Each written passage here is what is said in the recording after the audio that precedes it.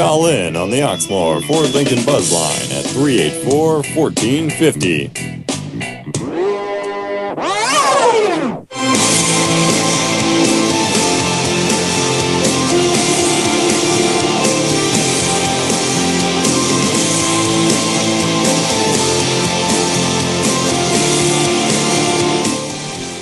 Good morning, Louisville. It's the Weekend Sports Buzz live outside of Papa John's Cardinal Stadium. Myself, Tyler Boyd, brought in Rashawn Myers again from Mason and Myers in the morning. We're going to get you through this Saturday morning.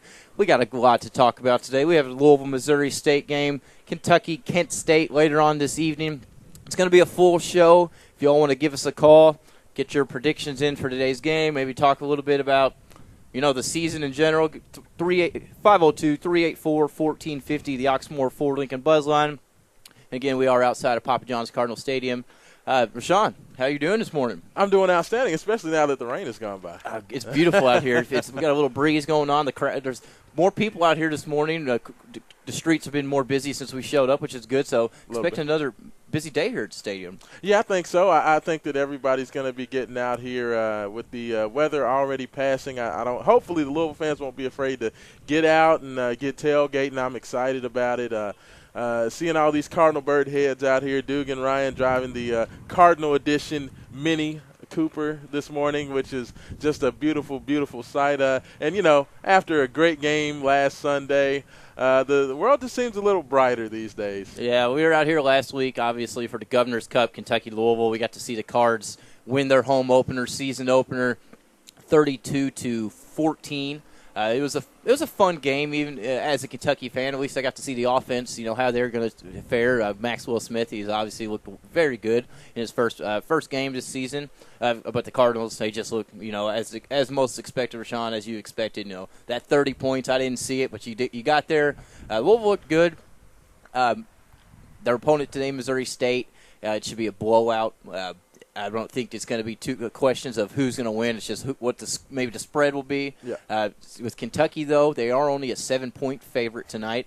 Kent State's coming in kind of one of those hot MAC teams. It could be interesting at Commonwealth. Get into that a little bit. Our guest today, here in about 15 minutes, we are going to get right into it with Howie Lindsay from Louisville Sports Report. We're going to let Rashawn break it down with him, talk Louisville, talk Missouri State Cards today, and then in 10:45 we'll be getting on with the Bleacher Report SEC lead writer Barrett Sally, I do believe. I always get confused on this name.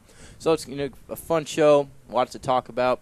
Bounty Gate, that was something that we're going to get into. We talked about that before the show, Rashawn. Yeah, somewhere Roger Goodell his head is steaming at this point. I'm guessing. If you want, let's go ahead and start out with a little Bounty Gate. We can get plenty of time. Never mind. I'll take that back. We got Howie coming on in a few minutes, so we'll start Louisville, Missouri State.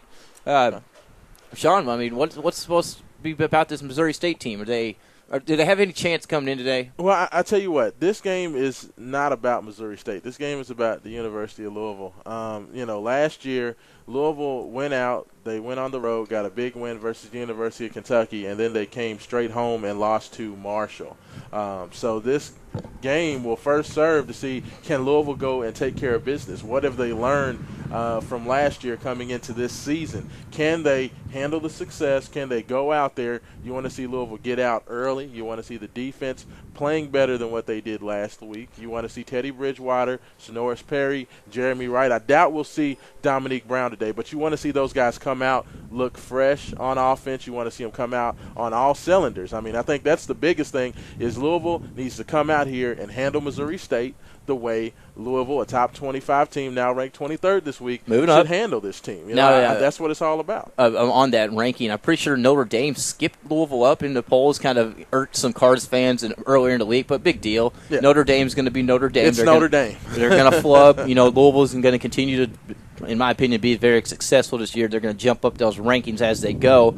Like you said, Rashawn, it is more of a Louisville. If they need to show up, don't be overconfident. Don't come to this game being, we're going to win 59-7. You just come in, play your game. Exactly. Like you said, Dominique Brown, the coaching staff throughout the week said he is expected to play, but Do you really need to? Maybe give him a few reps. I wouldn't.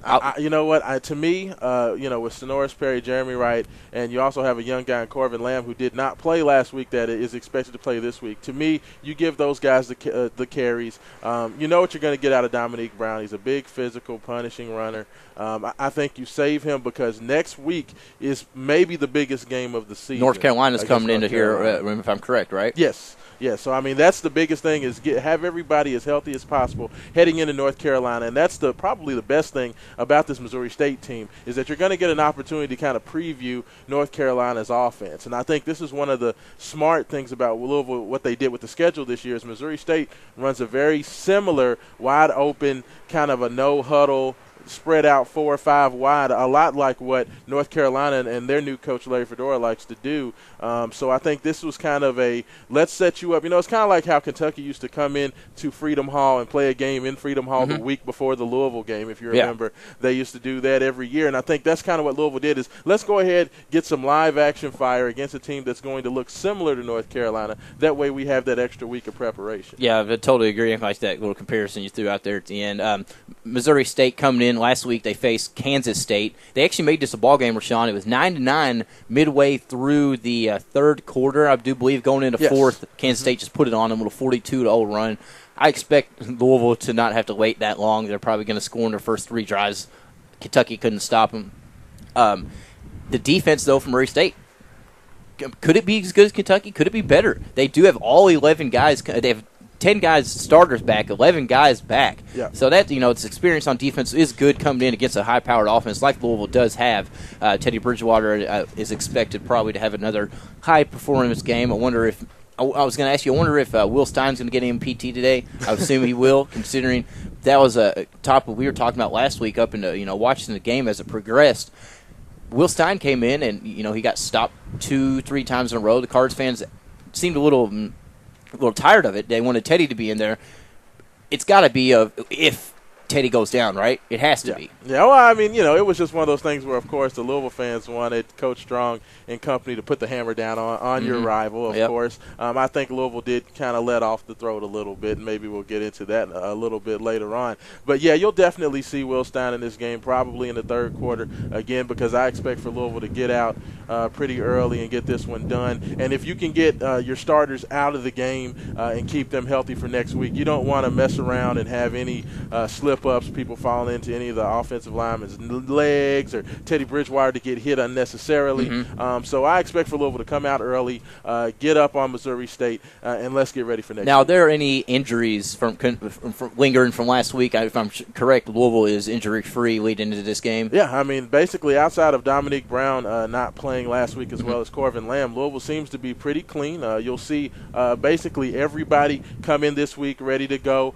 You will see Corvin Lamb get in there. You'll also see the debut of Charles Gaines Jr., a young man that sat out last week. Coach Strong said that he did not feel as if Lamb deserved to play, which was the reason why he didn't get out there. And, of course, I love that because Charlie Strong doesn't care whether you're the first guy on the team or the last. He's going to treat everybody the same. That's the way to coach. And it's funny because Charles Gaines was actually on the Titantron listed as a starter for this game. So this was something that had to have happened within the last couple of days where he decided Gaines was not going to play. But apparently he's taken it like a soldier. He's gotten out. He's put in a lot of work this week. So I expect to see a lot of Charles Gaines as well. Yeah, you mentioned Sonoris Perry. Obviously last week he had a big ball game. 3 touchdowns, if I'm correct. First Cardinal to do that since Brock Boleyn, maybe into 2005-6 season, around there. Something like that. It's been some time starting out your season like that against the rival Kentucky. That's always a great way. And I expect nothing less today. Coming into it, Louisville's offensive line is averaging 312 pounds compared to this the Bears Missouri State team have owned their defensive line at 260. I expect much more of the offensive.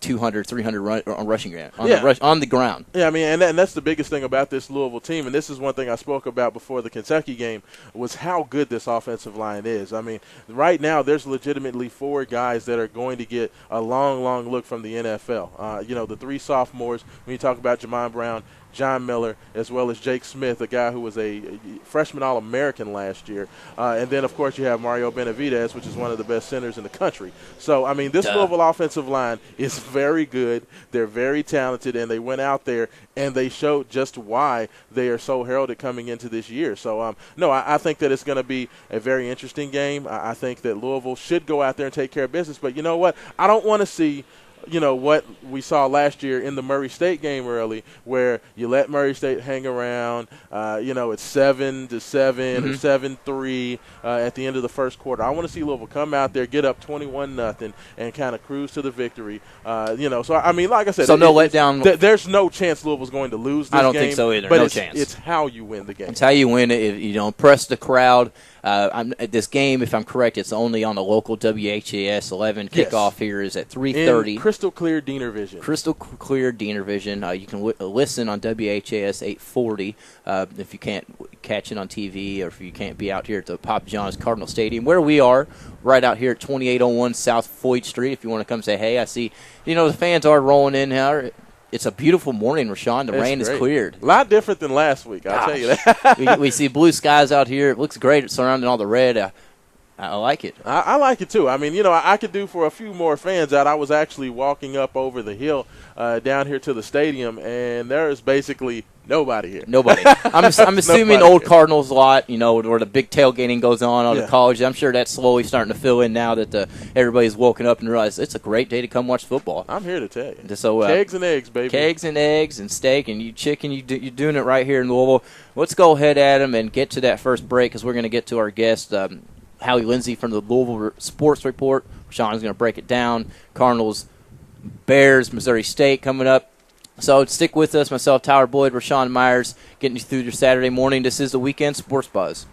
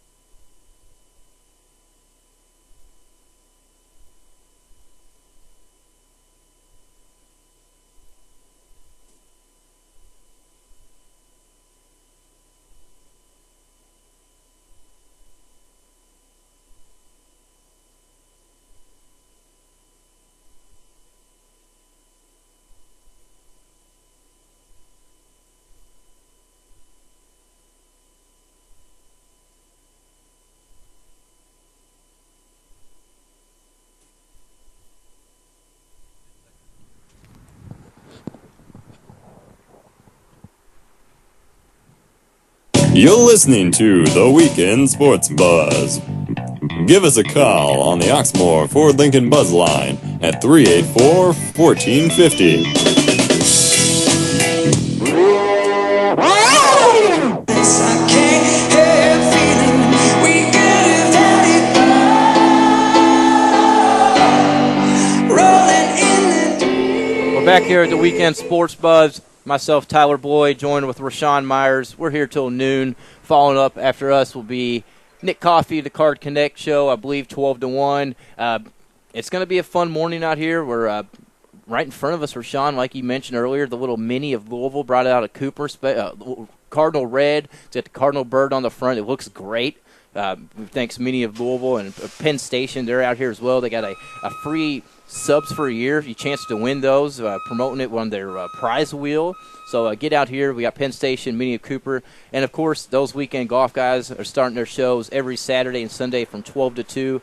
Maybe – I don't think it's today. I think that's maybe starting next weekend or so. Anyways, it's going to be great here in 1450. But we are jumping to the Oxmoor Ford Lincoln Buzz line right now because we are right outside of his building. Louisville Sports Report's Howie Lindsay. How are you doing this morning, Howie? I'm doing good. I haven't joined you down there just yet. We're still out here at home getting prepared for heading down there. I was thinking it was going to rain a little bit more today, so I'm happy to see this blue sky. Well, I tell you what, Howie, it does look like it's going to be a nice one out. The rain got out of here a little bit early, so that's definitely a good thing. So I'll be looking forward to seeing you down on the sidelines. I know you'll be the hardest working man down there, besides myself anyway.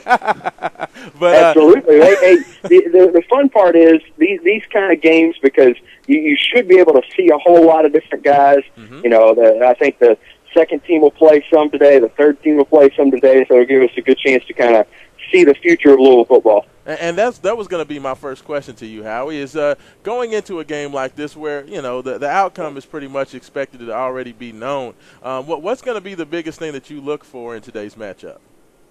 Yeah, I want to see those second-teamers. I want to see just how many guys play. Talking with Kenny Carter the other day after practice, I can't wait to see what Corbin Lamb's going to do. Because he said Corbin's healthy, he's ready to go, he's recovered from a hand injury, and he'll play. So my guess is you won't see a whole lot of you'll see Jeremy Wright and Sonoris Perry early, and then, we'll get our first real introduction to Corbin Lamb. I don't think Dominic Brown will play. The only other guy that I don't think will play is Keith Brown. I don't think it's anything serious, but, if you got a chance to rest him, you do. Yeah, no doubt. And then, of course, you can get a guy like Nick Dawson maybe some time out there because he did not get to play much in the first game versus Kentucky. So that'll definitely be something to keep an eye on, Howie. Now, another guy I want to ask about is a young man that did not play last week that everybody was expecting to see. That's Charles Gaines. What are you hearing about Charles, and what do you expect for him to do today? Yeah, how about that? Charles Gaines, didn't play at all last week after all that buzz, and then after the game, Charlie said that, he didn't feel like he deserved to play. In Charlie's opinion, he didn't deserve to play. So that told me a lot. I mean, I think Charles must have done something bad. And it could have been, anything from missing hotel curfew to, anything. You name it, it could be really anything. I don't think it's too serious because we expect to see him back again this week. And every player that I've talked to said that he's the fastest guy on the team. So that's really what I'm looking forward to see. I want to see his speed on display. Now, going back to last week, of course, the big win versus the University of Kentucky. Coming out there, is that the way you expected for Louisville to come out? And what was probably the biggest thing that you took out of that game in Teddy Bridgewater's performance? Yeah, I thought Teddy was just fantastic. 90% completion rating, set an all-time school record.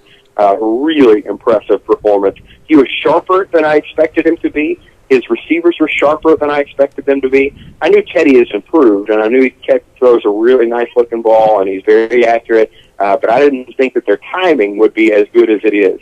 The timing that it took to make that throw and catch between he and Damian Copeland to get themselves out of, what was it, 3rd and 2 on the 2-yard line? Right. 3rd and 8 on the 2-yard line. The timing that it took there is mid-season timing, end-of-season timing. So I thought he was extremely impressive. The other group that I was extremely impressed with was Louisville's offensive line. They dominated Kentucky's defensive line, and really heading into the game, if you're a Kentucky person, that's really what you're hanging your hat on, was that the defensive line should be good. Well, they got dominated by Louisville's offensive line. Yeah, no doubt. And, of course, the Louisville defense was less than stellar last week. And I know, of course, the Louisville Sports Report office is right outside the stadium. Did you hear any defensive players screaming this week, this week of practice? And what are you thinking about the defense, and how are they going to bounce back? Well, I think Charlie Strong's given it to them all week long. Vance Bedford's given it to them all week long. They part of it is that they understood that Kentucky was doing kind of a gimmicky 3-step drop, quick release kind of stuff. You're not going to be able to land your blitzers as often when they do that, but you still should land more than 2. They had 2 sacks. They had some quarterback pressures, but not nearly as many as they should. So I think they'll crank up the pressure on Kentucky, that they didn't really have against Kentucky. And I think, too, they called off the Dogs a little bit in the fourth quarter. So I think you'll see that for the first 2 quarters here, and then you'll see a lot of the second and third team kids. So we're going to look at the future of Louisville's defense here. Who would be the linemen that you would like to see step up? Because, of course, that they thought coming into this year that they'd be able to get some pressure with just that front 4, and they did have some issues with that. Is there any one guy that you'd like to see step up this week and really come out to play? I'd like to see more from Marcus Smith. I'd like to see more from B.J. Butler. I think Lorenzo Malden has just such tremendous potential, and DeAndre Mount. I mean, those guys are all pass rushers. I want to see them be more effective. I want to see them use their speed a little bit more effectively, because I think those guys in the middle, Roy Fallon and Brandon Dunn and Jermaine Brooks, I think they're doing a good job. But I want to see more from those edge guys. I want to see. I can't wait to see what DeAndre Mount is going to become. He's got extremely long arms. He's already 6'5", 6'6", and he can really move quickly. Yeah, no doubt. And definitely I know all the Louisville fans out there want to see some improvement from that defense as well. Now, of course, last weekend, that first weekend when Kentucky's in town, that's always a huge recruiting weekend. I'm not sure how much of a crimp all that rain put into what the kids got to see and all that. But what are you hearing about the recruiting visits from last week, and what was kind of the temperature after the game and Louisville's dominance in that game? I think they were pretty impressed. I think the majority of those 70 kids or so that were brought in were 2014 kids. Mm-hmm. So you saw some younger kids there. The 2013 classes right now, and they did bring some of them in.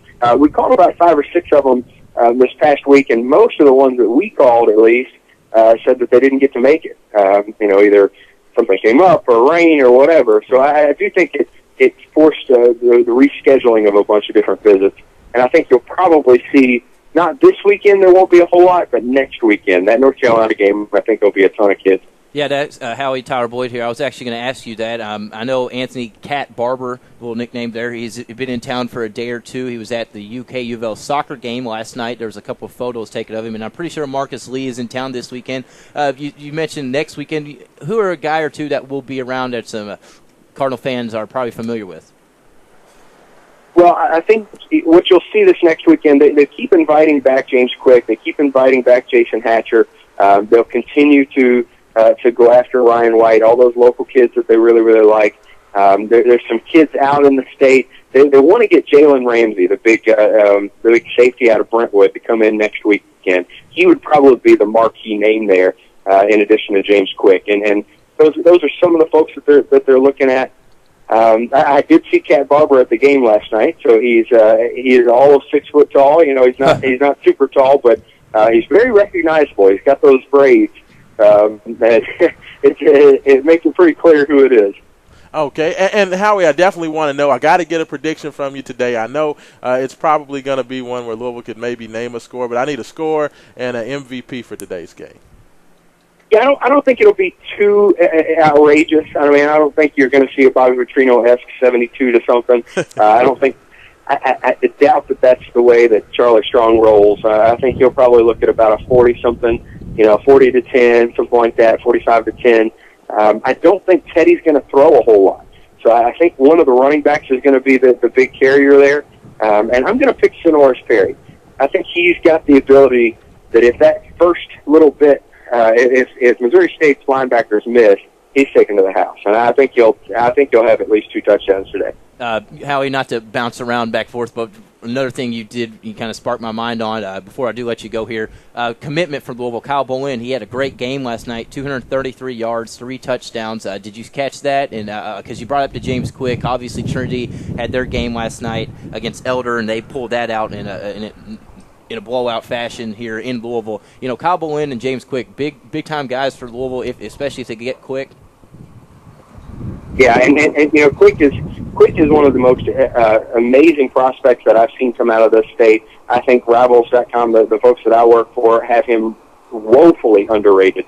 I think he should be one of the top 75 players in the country. I think when you look at where Jalen Ramsey is as a top 20 player in the country, James Quick more than held his own against Jalen Ramsey, and they are very similar prospects. So I think that he's if not a 5-star, I think he's a high 4-star, like a Michael Bush type. So I think he's underrated. Louisville's looking in good shape with him. And then Kyle Bolin is a high 3-star right now. I think he probably should be a 4-star, but the difference there is not much. I mean, low 4-star, high 3-star is within a tenth of a point there. And I don't think he helped himself a whole lot with that Tennessee Emsworth game that was on national television. But I think he's a better player than that. I think they're a better team than that, too. Yeah, obviously the future for Louisville is looking bright, especially with Charlie Strong there. Well, Hallie, we appreciate you taking a few minutes this morning. I'm sure you're getting ready to head out here. We are right outside of Hallie Lindsey's building in Louisville Sports Report. When you get down here, we'll come say hi. Say hi, Hallie, and we appreciate it. You have a good one. All right. Thanks, guys. Hallie Lindsey from LouisvilleSportsReport.com. He seems to be on the same page you, Rashawn. Not much maybe coming on the pass game, maybe, but this run game, Sonoris Perry, obviously, last week, MVP. Could this be the team's MVP throughout the season? He could have a Bilal Powell type year, even though I don't think he will, just for the simple fact that Bilal was basically the primary runner for Louisville, where I think they're going to have 3 guys that get a ton of carries this year. But he's definitely could be the surprise of the team. And just to think that this team will almost all be back next year. If you're a Kentucky fan, that's just got to scare you. Will your coach be back? That's my question. That's the new marching line for Kentucky fans. It's like they're not going to talk smack about your team. They're like, your coach is going to leave. I mean, if you're in a big country still, we know did you hear that they may be changing the name of the Big East to the big country? Yeah, they better when you're going from 2,000 miles east to west, west to east, south. I mean, it's going to get ridiculous if you're a Carter fan and you enjoy the travel game. Because obviously, we're right here in Louisville. Mm-hmm. I have a lot of Louisville friends, a lot of Card friends. They like going out to the road games. I know some people that went out to Utah, went out to to Oregon State when they was out there. Mm-hmm. That's some long travel and out of conference. Now it's all in conference. That's going to kind of shake things up maybe on the road games. Yeah, no doubt. I mean, and just depending on where Louisville lands, because I do expect for them to land somewhere. I don't think they're going to get left out, but where they land is important. That's why I'm more on the ACC side of that. That's more definitely for basketball. It'd be great for basketball. Either one for basketball would be good. The geography of the ACC is more legit for Louisville. That would be a much more better route. It'd be fan friendly. Exactly, it'd definitely be fan friendly. It'd be fan friendly. I don't know if going out to San Diego State every other year, heading out to Boise every other year. I just don't know how that's going to work. It's a tough conference. San Diego State. Tough. Hey, you know what? It's not the greatest, but it'd actually be better than what the Big East has been over the last couple years. If you add Boise, you add Navy, you add San Diego State, you add Houston and Central Florida, I think it's a little bit better. Looks like we have some Missouri State fans rolling in here, Sean. Hey, maybe we can get them to come over here and talk about the Fighting Bears. I wonder if they're as excited about today's game as Western is with their Alabama. Did you see all this talk going on? I think that's going to actually be – I don't think it's going to be a very competitive game, but I think that Western Kentucky is going to come out. I've heard some people say they're going to at least score more than what Michigan did. So if they could do that, that would definitely be a feather. I don't know who it was off Western, what position it is, but one of their guys says, "Oh, we're going to score, we're going to win." They're going in this game. Hey, you got to believe it. You got to believe. I like it. I like it. I hope the home state, Western Kentucky goes in and knocks off the defending national champion. David and Goliath. How about what kind of story would that be? That would be great. But you did bring up something that I wanted to ask you. We will go up to about 5 minutes or so, 384-1450 before we get on to our next guest. the Big East. We just brought about you said they're going to change conference names possibly. Well, what about all the Louisville fans? You're not saying you're one of them. I don't know. You might be. Kind of irking on all the teams that are leaving the Big East. You're still in your conference, but now that they're leaving, and they suck now. But last year, they were still decent teams. Now, if they were still in the conference, they'd still be decent teams. But now that they're gone or getting out, Louisville fans just love to ride them. Well, first Syracuse, of all, Pittsburgh. When it comes to football, Pittsburgh and Syracuse have always sucked. That's one thing. That's not what I've heard. That's never been done. Maybe on your realm, me and you are a little different. We're kind of a little level-headed, but the general fan is, no, they're good teams. No. Come on. So Syracuse has been awful for several years. I mean, I don't know. I mean, you have to go back to Donovan McNabb when they actually had a pulse, and that was 96, 97, 98, something like that. He was one bad man. Syracuse has been bad, and Pittsburgh hasn't been good since Herschel Walker. It's been 20-some-odd years. So, I mean, I think the biggest thing that irks Louisville fans is the simple fact that Louisville did not get selected, and you have these two teams in this whole expansion era of football where you have two basically programs that have done nothing get selected. They haven't won any Big East Conference titles. Mm-hmm. They haven't done anything. Now, West Virginia has been an outstanding team. They have been the flagship team since the split in 2005 that sent Miami and Virginia Tech and Boston College to the ACC. So they have definitely been a very good program. But other than that, these other teams that have been selected before Louisville, when you hear about Connecticut possibly heading to the ACC, Rutgers has been talked about for the Big Ten. I mean, none of these teams are any good. That would make you mad if they take Rutgers, or even if the Big 12 won Rutgers, right? Right. Louisville's next on the pecking order for any conference, right? The Big 12 won at Rutgers. ACC, I've heard, has, because they have the New York marketplace is what they say. So, I mean. But I agree with them. I mean. I don't know how much the city of New York follows Rutgers football. You know Louisville. I know Louisville. This is market town. Kentucky for college sports is a market town, market state. So, I mean, you got to go Louisville. I'm not dumb. Well, I think Louisville's going to be the next spot to fall. And what I expect to happen, I think the Big 12 is going to go hard after Florida State. Yeah. I think Florida State wants to be in the Big 12 because they do fit more what Florida State's all about, being football first. I think that the Florida State fans and, the folks inside the program really feel that as if they've been treated as a second-class citizen in the ACC because they are football first. They feel it's all about North Carolina, all about Duke, all about NC State, and they don't get a fair shake. So I think Florida State is going to ultimately end up in the Big 12. Now the question is, will Louisville be the other team that is brought in to be that 12th team? I don't know if that's going to happen. I don't know. It could be Notre Dame, it could be BYU, it could be someone else, but I expect, or Clemson, which has been talked about as well. And if the Big 12 does go, decide to do the Florida State, Clemson, Florida State, Notre Dame, then I expect that Louisville would be the first team right into the ACC. Because you have to protect your football. Because if you go into the ACC and you lose Florida State, you lose Clemson, where's your football power at? I mean, Miami is in all types of trouble right now. Exactly. I mean, with the Nevin Shapiro situation, you don't know what's going to happen with that.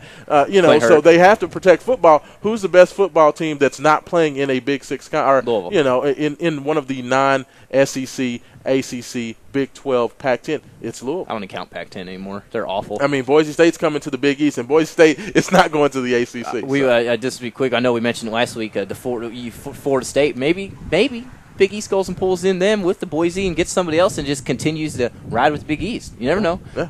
Let's get to the Oxmoor Ford Lincoln Buzzline. We got our long man, the Cardinal fan here, Sean. You'll be excited about that. Tony's on the line. What's going on? What's up, Rashad?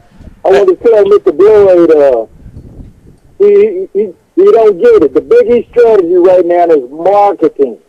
Right. They're going to have, because they got from coast to coast now, what you're going to wind up doing is you're going to have a Big East game virtually on TV anywhere in the country you go 24/7. Yeah, but nobody wants to watch Louisville and San Diego State, Tony.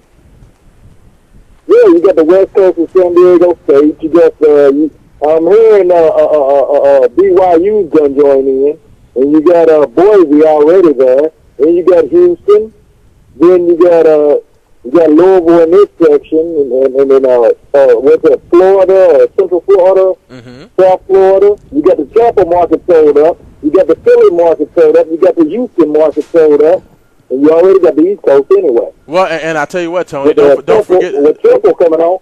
So, but in the end, I think what's going to wind up happening is the Big 12 is going to take Florida State. Florida State's going to jump, and I would see the mess out of North Carolina over there. I would see the NCAA over there mess with North Carolina if I was Florida State. I would sue their pants off of them. And because Florida State played one ineligible player, one, and got 4 years probation. North Carolina, this is too big to fail. Yeah. So they just swept everything they've done, just swept it right under the rug, as I figured they would. Yeah, and so if I'm Florida State, I'm thinking right now, I got to get out of here. No, I agree with and you. I think this is where Louisville wind up in the ACC. I think that would be the best spot for the. I think that would be the best spot for the University of Louisville. I think that this is what Florida State fans have been talking about, because you remember the guys getting a bunch of free clothes when Peter Warwick and those guys were there, and they got hammered for that. But North Carolina kind of gets a pass, and that's why I think Florida State is going to jump at the opportunity to head to the Big 12. And if you're a Louisville fan, I think the best landing spot for the University of Louisville would be in the ACC. But to your point about the marketplaces, Tony, I totally agree with you. You have the Chicago marketplace with DePaul. You have the Milwaukee marketplace with Marquette. You have Houston. You have Tampa area. You have, a lot of big cities. You have Philadelphia with Villanova and Temple there. You have a lot of these big marketplaces. San Diego. Mike Oresco, who was a former TV executive, this is what he's trying to sell, is that, you know what, Big East is everywhere. Big East is in Boise. Big East is in, far West Coast with San Diego State. And that's what they're trying to do, is sell that marketplace and trying to keep all these teams together. But you know what? They're negotiating right now. It's going to be very, very big time. It's going to be very tense over the next month or so, but hopefully you'll hear something about that pretty soon. Tony, you still on the line? Yeah, I'm still here. Also, I want to tell you, what did they say about, I called y'all weeks ago and told you, when Louisville beats Kentucky, what does that tell me about the SEC? I know you brought that up a week or two beforehand. It doesn't say anything about the SEC, Tony. You know this. It just shows that Louisville came in as Louisville. They were supposed to win that game. They came in. They did win. It just shows that Louisville is as good as expected, if not better. Well, can I get a score prediction for today's game, Tony? I would say I don't think Louisville's going to show a whole lot, believe it or not. I would say probably like 24-10. That's fair. And the reason why is because I don't think Louisville's going to show a whole lot of. They're capable of beating them much worse, but I don't think they're going to show a whole lot today. Well, I wouldn't either. I think I'm right there with you. We had Howie on just a few minutes ago, and he doesn't expect too much either as well. So, you might be right on with that prediction, Tony. We appreciate the call as always, my man. All right, thanks. Yeah, I do like his point of the marketing. If you're looking at it as that way, getting it in at every corner of the United States, which that is great. I'm definitely a good point, but nobody cares about watching San Diego versus Houston. They don't. But you know what? This is why I think that Oresco was the best hire for the Big East, because he understands what the TV networks are looking for. He understands how to go to that negotiating and marketing table. So, I think that they brought in the best guy for the job, and I think he's going to do as good a job as possible. Yeah, well, we are up against this break, Adam, so we will get into it. Coming up on the next segment, we're going to talk to Barrett Saley from BleacherReport.com. He's the lead SEC writer. We're going to talk a little bit about this Cats game coming up. Cardinals fans are rolling in here, starting to get busy out at Papa John's. 384-1450, 384-1450, the buzz line. Give us a shout. This is the Weekend Sports Buzz. We'll be right back. Oppan Gangnam Style. Gangnam Style. Oppan Gangnam Style.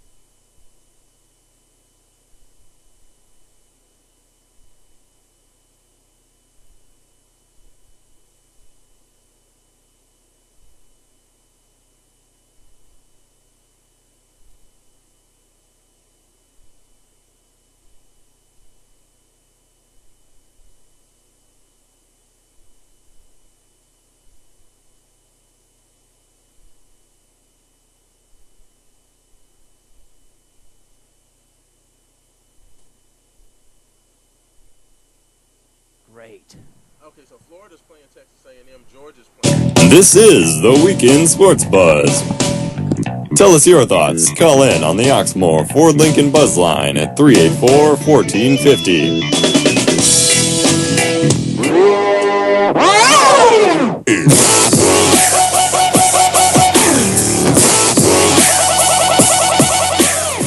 Welcome back with the Weekend Sports Buzz. Myself, Tyler Boyd, Rashawn Myers, taking you through your Saturday morning. We started a little late today, if you're wondering where we were, 10 to noon, because we are outside Papa John's Cardinal Stadium getting prepared for this Louisville, Missouri State game, and, of course, the Kentucky-Kent State game later tonight, 7:30 at Commonwealth Stadium for their home opener.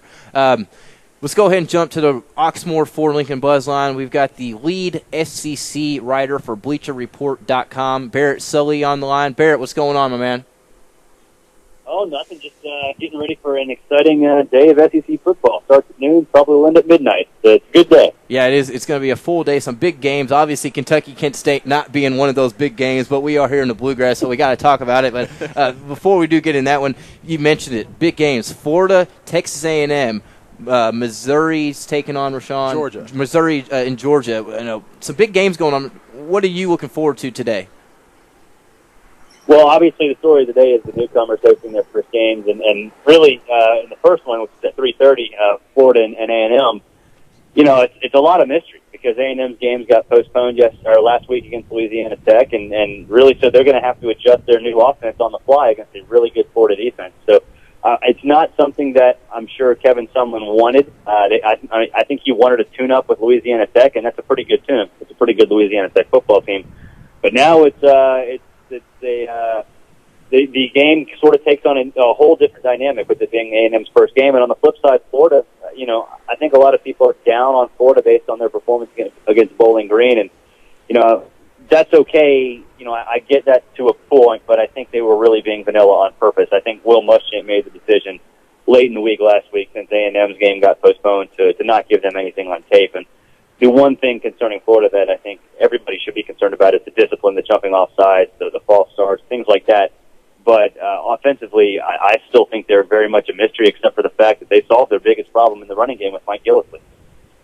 Yeah, I'm pretty excited about that as well. You make a good point. Obviously, the game did get delayed, suspended last week, so it is kind of a mystery. I'm looking forward to, me and Rashawn were talking on the break about new teams leaving the Big East, heading out to their new conferences, these new teams coming into the SEC. If you see the Texas A&M, Missouri competing very strongly throughout the season, does that maybe show the parity over college football, maybe not that people see putting the SEC on that pedestal? Well, I think it sort of depends. A&M in the West, if they compete in the West, I think it's more a reflection of A&M and the new coaching staff rather than the SEC, because the SEC West is obviously, I think the track record speaks for itself. But I don't think it's going to happen. I think A&M's in for a rough ride. The East and Missouri, I don't think it's a reflection of the SEC at all, because the East is still relatively down, although I think it's still getting better. I think Tennessee proved that last week. I think, South Carolina, even without Connor Shaw winning on the road at Vanderbilt's a good game. So, I think Missouri will contend for the SEC this year, and I think if they beat Georgia tonight, then they will be in that discussion later in the season than I think anyone anticipated, because it's a good football team. It's a veteran football team, especially on offense, and they can always dictate the pace and tempo of the game. And when you can dictate the pace and tempo of the game, you can make breaks for yourself, and Missouri can do that. So I don't think it would be a reflection of the SEC, because I do think Missouri will be not necessarily in contention all the way through the end of the year, but at least in the discussion, late in the season. Yeah, sure. We're getting into a little bit of here Kentucky. I don't know how much of the Louisville game you watched last week. It was one of the only nationals, so I'm assuming you did catch a lot of it. The defense obviously was a struggle, giving up Louisville 32 points. It could have been a lot more. Louisville pulled off the Dogs late in the third quarter, honestly. What do you Kentucky? Obviously, we talked to you about a month or so ago, and we knew that Kentucky was coming into this season as not the best, maybe 3-4 wins. After last week, what do you see for Kentucky the rest of the season? Their offense did look better than expected. Well, I think the one thing Kentucky did do is fix its passing problem. Maxwell Smith, played well, I thought. I didn't think he looked bad really at all. problem was there was no balance. He threw the ball 50 times. And in the SEC, you have to run the ball and play defense, and Kentucky didn't do either of those against Louisville. Mm-hmm. So, they're going to have to run the ball. I think this was a good opportunity this week against Kent State with Coach Chick Williams, but then now he's hurt. So, now that's going to take a back seat, and so it's still very much a work in progress. I think they're, like I said, with Missouri, they're going to have to dictate the tempo of the game, and right now they can't do it. And they're going to need more balance and not be one-dimensional. And until they prove they can do that, then I think they're going to be in for a rough season. I think that Joker Phillips, the game plan that he had against Louisville was the exact opposite of any game plan he need to win in the SEC. So he's going to have to fix that. That's a good point. Me and Rashawn were here at the game. It was kind of odd at times seeing different things. It seemed like they would, compared to last season, there was changes in the offense. You could tell there was. They were trying to move the ball a little bit differently. But like you said, to win week by week in the SEC, that's just not what you're going to be able to do. Now Coach Chick Williams is out. Raymond Sanders is starting. Today's game, Kent State played a good game last week. They are a stronger team out of the MAC. Do you see this being a close game? It is only 7 points. Yeah, I think it's going to be a close game as long as Kent State doesn't return punts the other way. Yeah. But, Kent State's not a bad football team. They're not great by any means, but they're certainly capable of competing with the lower tier of the SEC in Kentucky. So, yeah, it's going to be a battle, and I think for Joker Phillips, his team needs that. His team needs to go in there, get a fight, and if they win that fight, that's a good sign for Kentucky. Even though it is Kent State, you always want to see your team respond well to adversity. So I think for Kentucky, I don't think you really. Obviously you want to dominate the football game. I don't think it's going to happen. So this, I think, is a good test. Will they get punched in the mouth, and will they respond? And I think that will, sort of let you know about the character of this Kentucky football team. Because if they get punched in the mouth and they fold, then Joker Phillips is going to be looking for work here in a couple of months.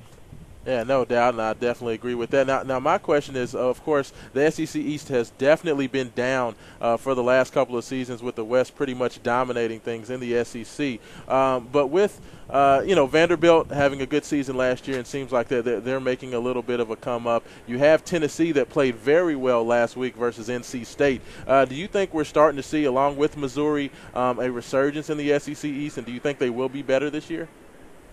Oh, yeah, they're definitely better. They're not nearly to the point where the SEC West is, but they're definitely better. South Carolina is a legit top 10 team. People knock them for that win against Vanderbilt. It's tough to go on the road and win any SEC game, much less one when your quarterback arm is falling off. So that's a good win for South Carolina. It's a good football team. Georgia and Florida, I don't put any real stock into what happened last week because I think both of those teams were being vanilla on purpose.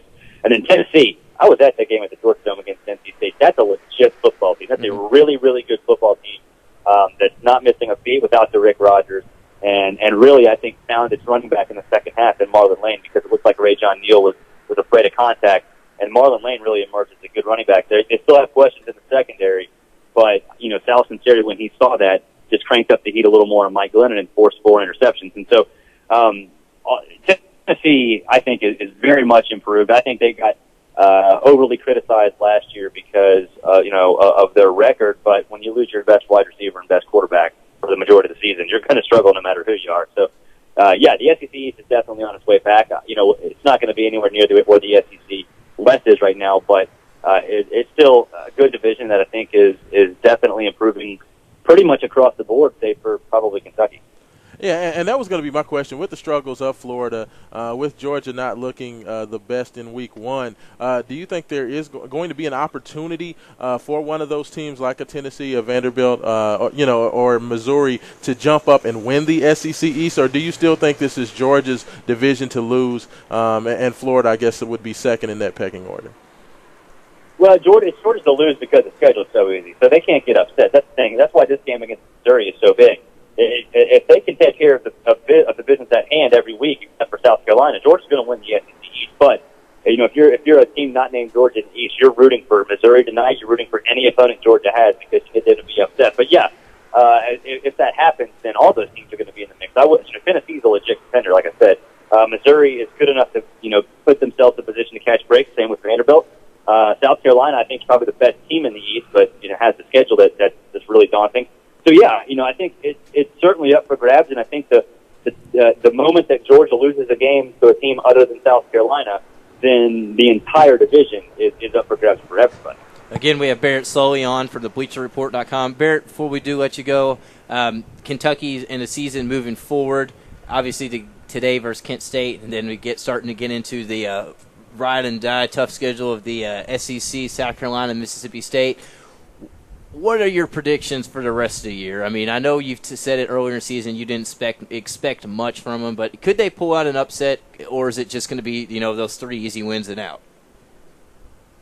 Well, I think the 3 easy wins are there for sure, but Kentucky's good enough to be competitive and catch some breaks, and I think, or at least put themselves in position to catch breaks and win football games. So I wouldn't be surprised if they did get a few wins here or there, but no, I think if they continue to operate the same way they did against Louisville, those 3 wins may be all they get, because that was an awful offensive game plan. The defense, like you said, was really, really bad. So they're going to have to play better and be coached better, throughout the season. Otherwise, it could be 3-9. Yeah, I'm really hoping it's not that. Barrett, we appreciate you taking a few minutes and joining us. We'll get you on towards the end of the season when we're talking Kentucky going to the Sugar Bowl. What are you talking about? With one loss, you still have a chance to beat the championship. Yeah, exactly. My bad. I always get confused. Which one is it this year? Is it Fiesta? Or? It's Miami. Down in Miami. Miami Sounds good. Well, I'll be making a trip down to Miami then to watch the Cats take on whoever. USC. There it is. All right, Barrett, you have a great day. All right, thanks, guys. Barrett Sully, one of my favorite guests. Is always fun to have on from Bleacher Report. Check him out. He has great stuff on there. He's not one of the 1.5 million contributors. He is actually one of the guys on there. He's good stuff. Rashawn, he knows his stuff, man. He does. He knows his stuff. He's that. You can see why he's the lead writer for the SEC.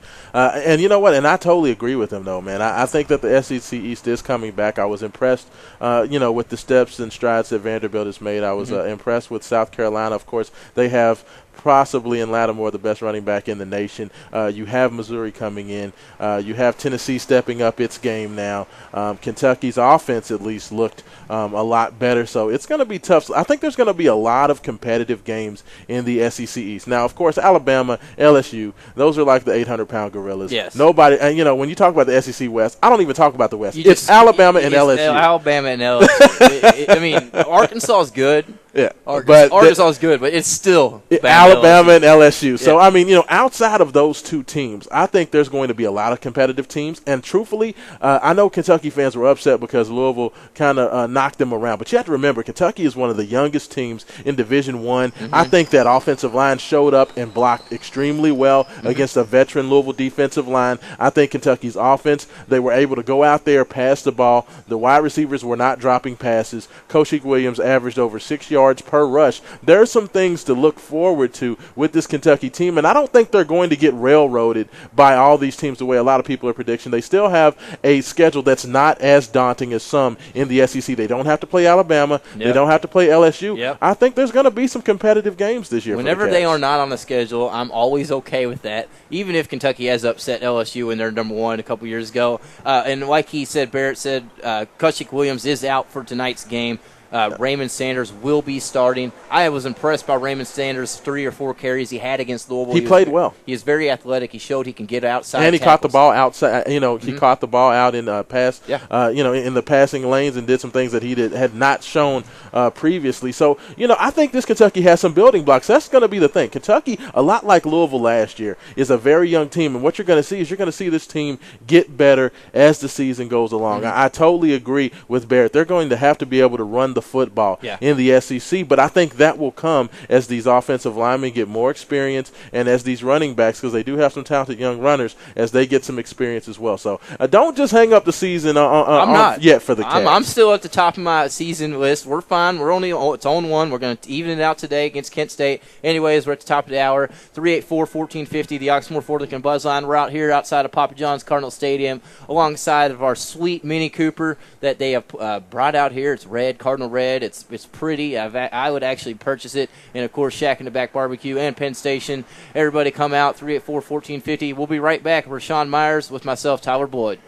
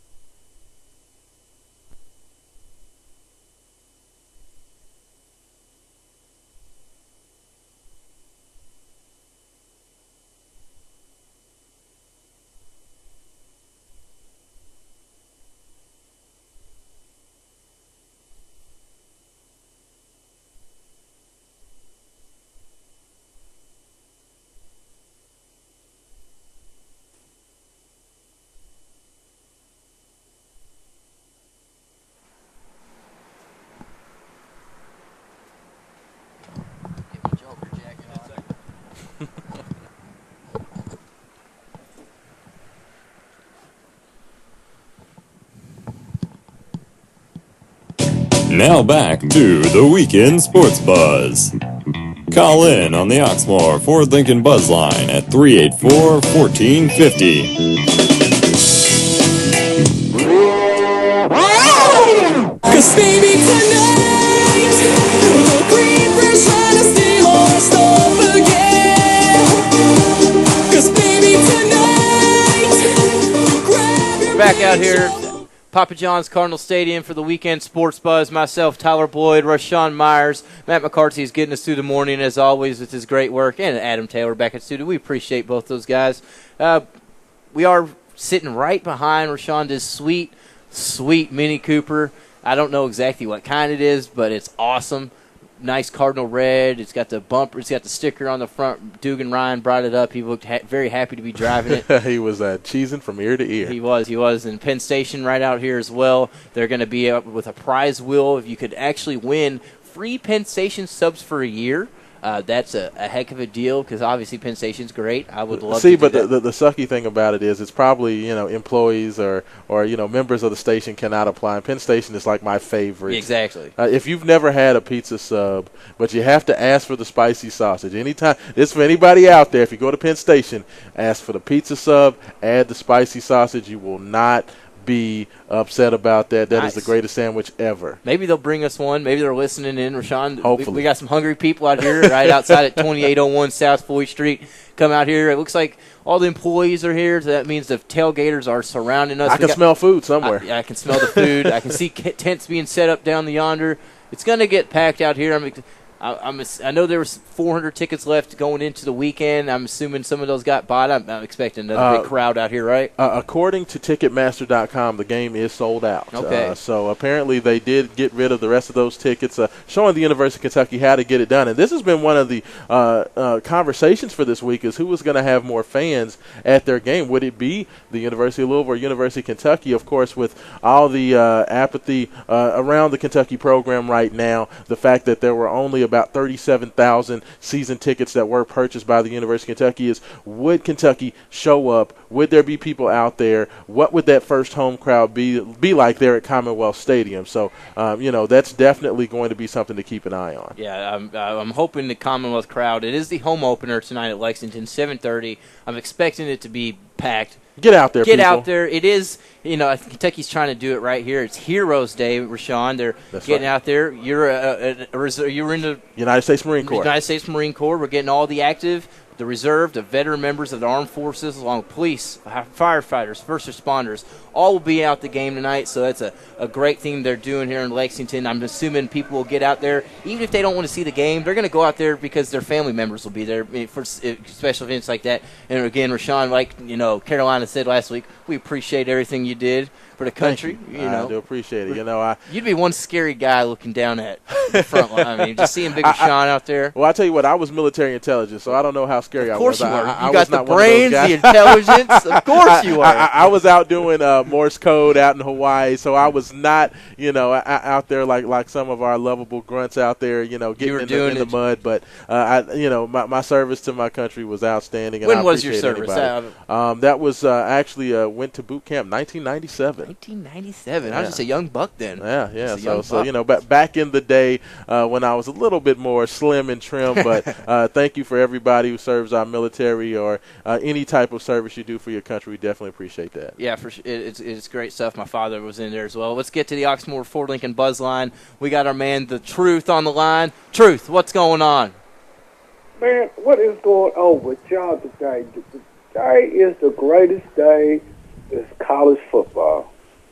Truth, how you doing, sir? Now, hold on, Truth. Now, first of all, you didn't call in to the morning show, or at least when you did call in, I didn't get to speak to you. But I got to hear about this Indiana State game. Before we even get going, talking about this week, Indiana, I was told by the Truth, was going to go out and get 7-8 wins this year. And against the Sycamores, without Larry Bird, they almost lost that game. What's going on with that, Truth?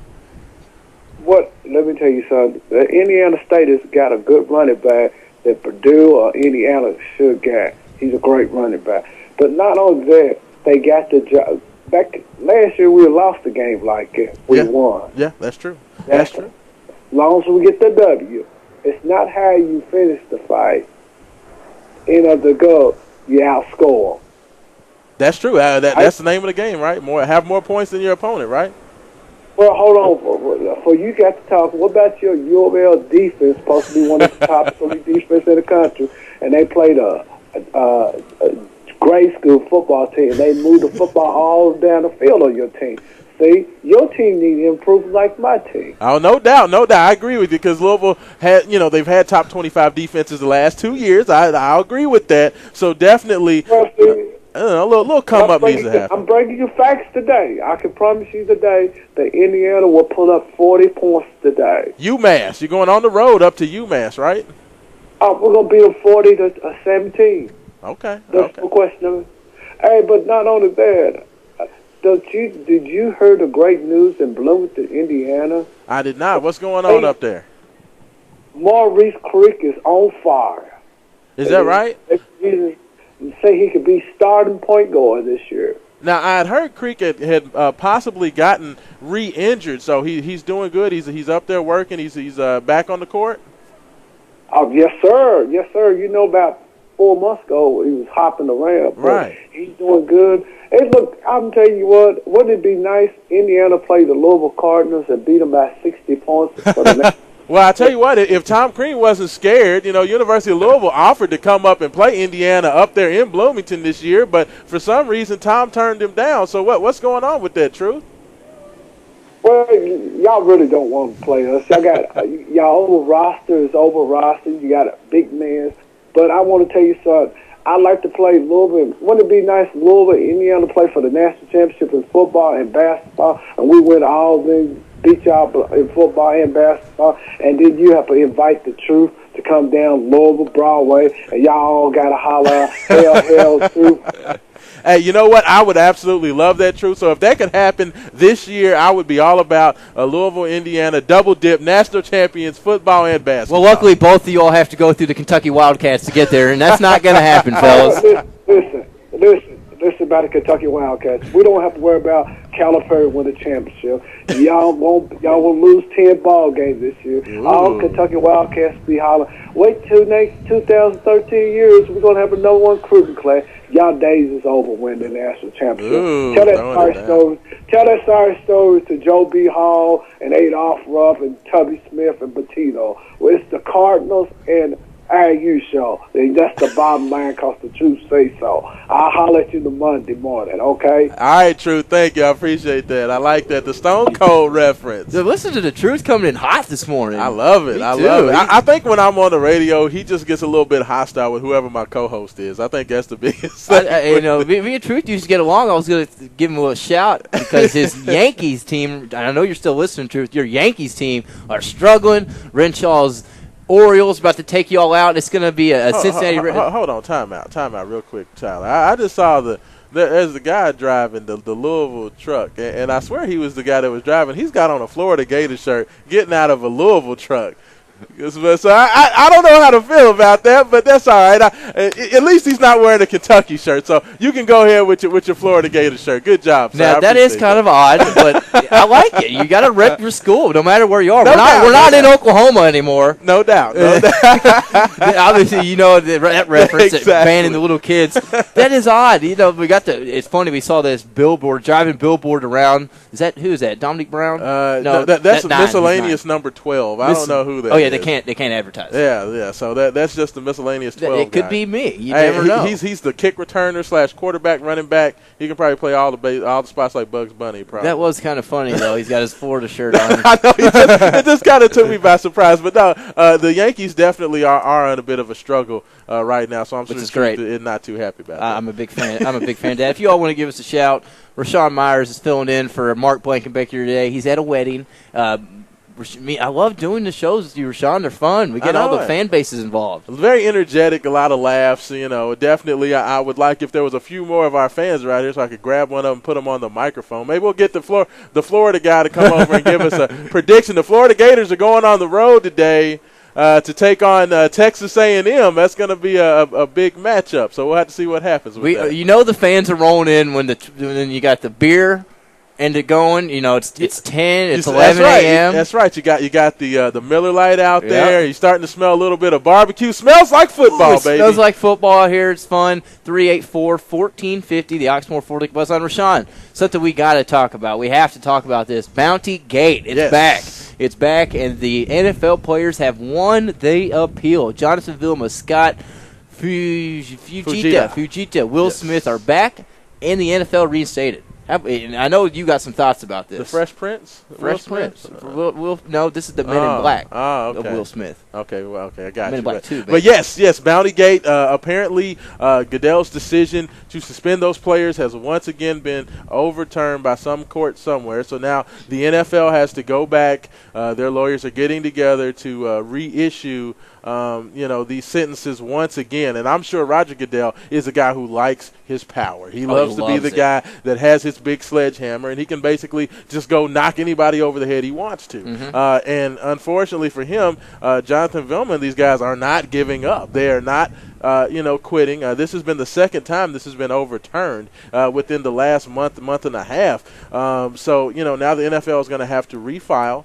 They're going to have to once again try to get this overturned by another judge. And I think the biggest issue and the biggest question is that Roger Goodell basically came down, handed down these fines without giving anybody the proof that he had that these guys went out there and injured these people on purpose. That's the biggest issue, is how did Goodell come to this? He's not come out and said, here's the information, here's how I made my decision. He's been completely cut off and basically is saying, just take my word for it. Okay, I saw the information. This is where I got it from. Because it's very difficult to prove, hey, this hit was a bounty hit and this hit was just the way this guy plays football. Because I'm sure you can go to Jonathan Vilma's tapes. Let's go back to the national championship game, Florida back in, 2002, when they put the beat down on Nebraska. Football, okay. Yeah, football. exactly. Yeah. I mean, you can go out there and I can show you 20 hits in that game where Vilma did the exact same thing that he's doing for the Saints. So how can you say this is a bounty hit, this is a football hit? I mean, so it's a very slippery slope that, Goodell's trying to play on, and right now it's coming back to bite him. Yeah, I'm glad it was overturned. I do not like how they're going to try to get it banned again.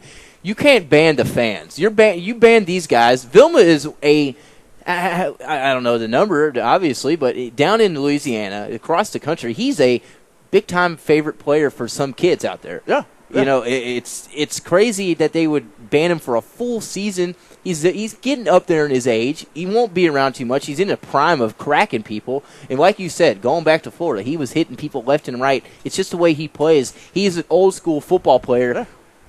I mean, Roger Goodell has honestly, in my opinion, turned football into soccer. I mean, to me, when you look at a guy like Ray Lewis, every hit Ray Lewis makes, you could say that looks like a bounty hit because he's trying to kill everybody out on the field. Kill you. So, I mean, it's like, is he getting paid too? Is he going out there getting paid to, this is what these guys do. It's their job. There's really no way to say, okay, he went out there with the intent to kill. Well, you know what? All these guys go out there with the intent to just destroy. I mean, that's the way they don't taught. pay him $20 million to just two-hand touch you. Exactly. That's the whole point. These guys are out there to play football. So, I mean, Goodell, fine. Williams, it's fine to suspend him. Mm-hmm. It's fine to go out there. Sean Payton, he was the captain of the ship. Exactly. That's fine. But the players on the field, I think he's overstepping his bounds with that, especially for the whole season. Now, if he would have said 2 or 3 games, exactly. Even if he gave him a half a season, I probably would have been okay with it. Right. But the full season's just absurd. It's overzealous. It's ridiculous. It is. Vilma gave a little Trevor Bacon-Kelsey favorite, Stewie Griffin, a little "victory is mine" little chant after that game. That's all he said. Obviously, they're just going to keep getting into it. They're not expecting Vilma to play this weekend, tomorrow, actually. You never know. You just never know. If they need somebody to go crack back somebody, Vilma's coming in the roster. He's pretty good at that. He's pretty good at that. So, I'm glad it was overturned. I'm an NFL guy. Rashawn, the NFL is here. It's kicking off. Obviously, we kicked off Wednesday. We had the Cowboys, Tony Romo taking out Eli Manning and the Giants, the defending Super Bowl champions. A lot of people have been hating on the Cowboys. Dallas looked good. Looked very good. I know you were telling me you drafted Arian Foster. Yes. Ooh, yes. maybe a little scary for week 1. Maybe you don't know, little knee issues. Are you excited for the NFL back? You know what? I tell you what, the NFL is back. It's exciting as it's ever been. Dallas seems like they've righted the ship a little bit. I don't know who that little wide receiver was for Dallas, but that little guy Ogletree. he in the slot was unbelievable. And if he can come out there and be a consistent third guy with Dez Bryant, with Miles Austin, Dallas looks like they could do something. And they finally actually have a secondary. They do. The cornerbacks were making plays for the first time. It seems like Dallas has been looking for cornerbacks for about 5 years now. So the fact that they were able to go out there, I hate the cliche, the league is better when the Dallas Cowboys are good. I hate that cliche. I think it might be right. But you know what? I think the league is better when there's a team to hate, because I hate Dallas. I can't stand that. Who is your favorite NFL team? Oh, I am definitely a big-time Oakland Raiders fan. Oakland Raiders. Have been for years. Good. You're not a bandwagon. I'm a Super Bowl champion fan. I have been Oakland. You know what? I fell in love with the Oakland Raiders playing Tecmo Bowl back. Bo Jackson Bowl was awesome. 1987. Bo Jackson running up and down the field. I've been a fan my whole life, so I have lived and died with the greatness of the Raiders. One guy that might know the Tecmo Bowl is on the Oxmoor Ford Lincoln Buzzline. Carolina Steve. What's up, Carolina? Well, the first thing is Roger Goodell would have suspended 3 of my favorite football players. One of them, Dick Butkus, he said his greatest goal was to hit somebody and their helmet come off and their head still be inside of it. That's a good point. And he was one of the meanest. The other one was a guy, I don't know if y'all ever heard of him, but a guy named Dick Night Train Lane. Oh, yeah, Night Train Lane. Detroit Lions, and he was famous for the clothesline tackle. What about Jack Tatum there for Carolina? Probably the greatest one of the greatest defensive linemen ever to play from South Carolina State University was David Deacon Jones. Oh, yeah. He tried to slap your head off. Yeah, he was the one that got the head slap outlaw, didn't he, Carolina? He got the head slap outlaw, right? Yeah, and it's all that's good and everything. Now, Rashawn, starting Monday, you better tell Mason when I call, it's just me and you, because we're going to be laid down on each other next week. Hey, you know what, Carolina? I can't wait to start North Carolina week, because I know the 2 weeks where we're going to be doing a lot of arguing is North Carolina week and South Florida week, because your man Skip Holtz is down there with South Florida. So I cannot wait for next week to get here, so I can tell you how much I hate Carolina powder blue. How about that? Well, the thing about it is, I'm not like the Kentucky fans. If Louisville beats us, I will acknowledge Louisville is the better football team, and like a true man, I will congratulate you. Hey, but that's the way I am on all the things. But I just think it's going to be great, because this is one of our bowl games next week, Rashawn. We can't go to a bowl this year. That's right. Yeah, that's right. good I forgot about that. Yeah, so it's going to be a pretty big game. Now, who does North Carolina have this week? Do you know, Carolina? Yeah, we're going up to Wake Forest and fight the Battling Baptist of the Demon Deep at Wake Forest University at BB&T Stadium. So if Carolina wins this week, do you think that they will be ranked in the upcoming rankings this week coming up? I don't think they can be ranked because of the fact they're ineligible and on probation. Ah, okay. So you don't think they'll get any votes? Because I know they were 29th in the receiving votes category this week. So I know they are getting votes from the pollsters. So if North Carolina can be ranked by the end of the season, do you think that's a win for Larry Fedora and crew? I tell you what, everybody I've talked to loves this coach they got there now. And the thing about it, y'all can talk, is they still have 3 or 4 guys on defense that are projected as first or second round draft choices in the NFL next year. So it's going to be good. And tonight, I got a couple things. One of them, I've got a tough choice to make tonight. East Carolina plays South Carolina. Ooh. And 45 years ago, I was playing freshman football for the Gamecocks. Oh, wow. So I was doing that. And you listen who was on the staff down there then. Lou Holtz was the defensive secondary coach. And a guy by the name of Sam Weiss was a graduate assistant, and he called all the plays for our freshman football team. Really? Oh, wow. Yeah, that's what I'm talking about. That's Cincinnati Bengals. What position did you play, Carolina?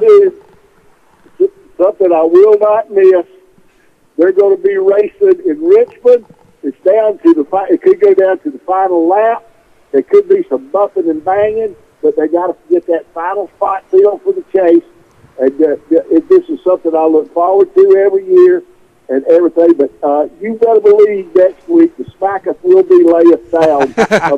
You better put some rock music. The rock music on when you and me get together. Hey, I'm going to remember that, Carolina. I definitely will do. I look forward to talking to you next week, sir. Okay, I'll talk to you. And then I'll call you next. I'm not going to be at the football game next week because of the fact that's also ARCA race week up at Salem. And that's something I don't miss. I got some friends that go up there, and we're cooking a pig up there. So that reminds me of the Carolinas having a cooked pig at a tailgate. So y'all have a good day. I appreciate it, Carolina. Thank you for the call, sir. Man is excited for this next week, Sean. You're going to have some calls and some battles. I'm going to have the truth calling me. I'm going to have Carolina calling me. You know what? North Carolina is a team that always keeps a ton of talent. That's definitely the game that I've been circled. When you don't have to go to class, it's easy. It's sure, I'll come here. Yeah, sign me up. My name's Joyce Peppers.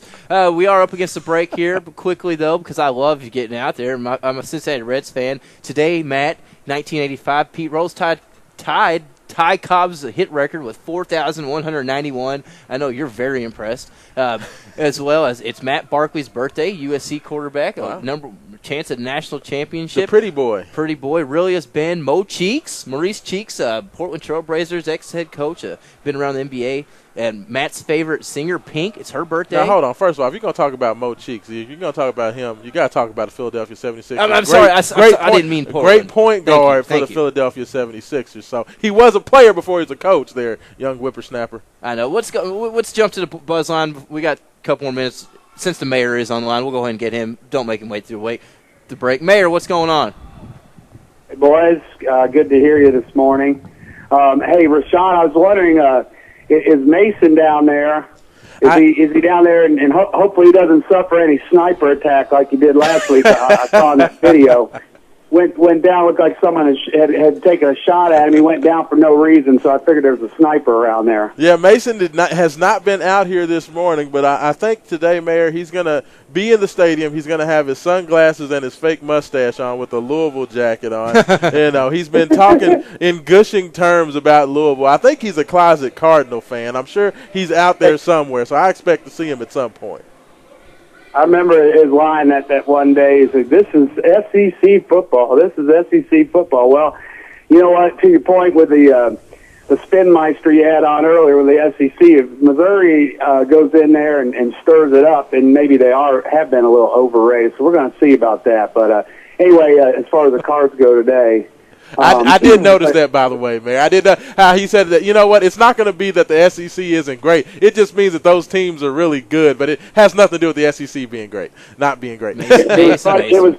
It was funny. He said, "Oh yeah, but that was a great Tennessee State team, whatever." Anyway, as far as today, the good thing that we've got here, of course, we got that easy lead on Kentucky and maintain that, so we didn't have to show anything. We didn't have to show. Hopefully, don't have to show anything today. And going into that UNC game, that'll be the key. Is that they don't have a lot that they've scouted. Hopefully, on the offense, and it's pretty mundane and some running plays and maybe a couple deep looks downfield, and that may be a key for the game next week.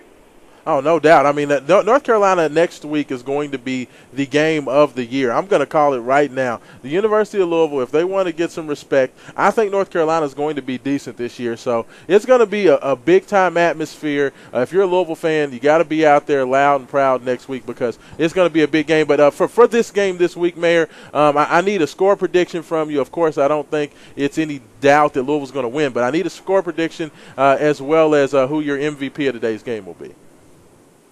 Oh, gosh. I think 35-10. I think we're going to be kind of, you're going to hear them grumbling a little bit still, but you know what? They'll get the job done. And as far as a player of the game, I think Devontae Parker. There you go. He's going to catch a couple long ones, and that's going to be the thing. But I don't think we're going to have to show much. They're going to call off the dogs. The key for Charlie next week is going to be, if we can get out of this week unscathed, is to go in, and they're going to have to pound UNC, and forget this Kentucky calling off the dogs crap, and we got to pound them if we can, so to get some respect.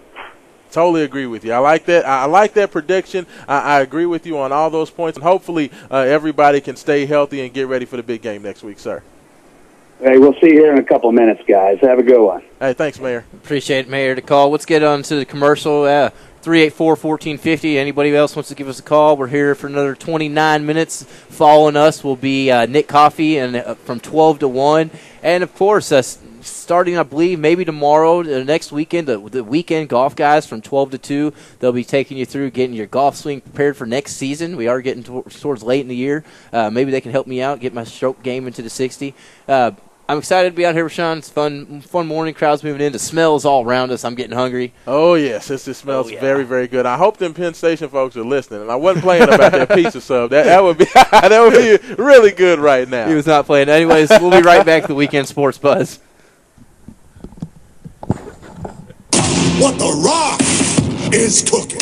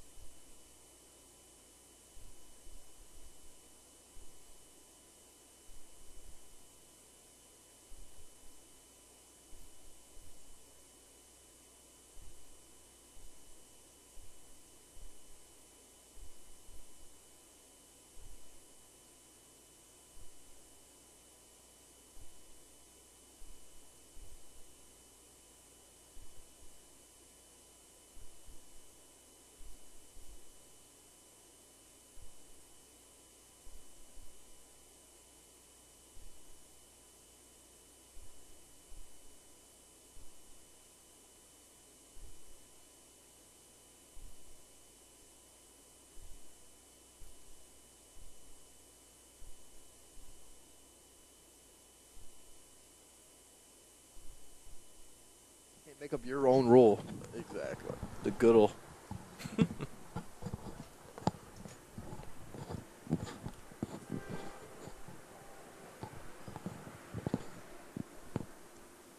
This is the Weekend Sports Buzz.